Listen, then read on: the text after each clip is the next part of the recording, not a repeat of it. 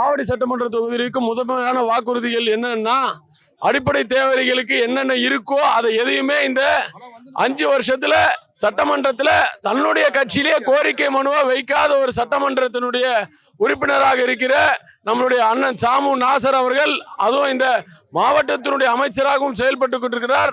அதனால முதல் வாக்குறுதி அடிப்படை தேவைகள் எல்லாமே நம்மளுடைய ஆவடி மாநகராட்சி, ஆவடியினுடைய திருவேற்காடு நகராட்சி, திருநின்றூர் நகராட்சியில் இருக்கிற அடிப்படை தேவைகள் எல்லாமே பூர்த்தி செய்யப்படும். அது மட்டும் இல்ல, முதல்ல இங்க இருக்கிற வீடு கட்டணும்னா வரியை தாண்டி 10 மடங்கு இவங்க கிட்ட லஞ்சமா வாங்குறாங்க. அது எதுவுமே வாங்காமல் தடுக்கப்படும்.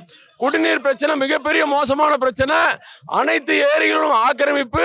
இது எல்லாமே சீர் செய்து மக்கள் பயன்பாட்டுக்கு ஏற்ற மாதிரி பாதாள சாக்கடை திட்டம் மற்றும் நம்முடைய கட்டுமான திட்டங்களை எல்லாமே நம்ம கொண்டு வர முடியும். துணை முதலமைச்சரே நேரடியாக வந்து வாய் முழுக்க பொய்யை உதிர்த்து விட்டு சென்றிருக்கிறார்.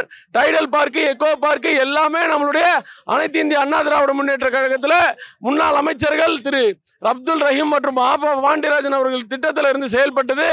ஒரே ஒரு செங்கலை கூட எடுத்து வைக்காத இந்த திராவிட முன்னேற்ற கழகத்தினுடைய இந்த திருட்டு மாடல் அரசாங்கம் முழுமையாக ஒழிக்கணும் அப்படின்னு களத்தில் இருக்கிற ஒவ்வொரு பொதுமக்களும் வாக்காளர்களும் சிந்தித்து விட்டார்கள்.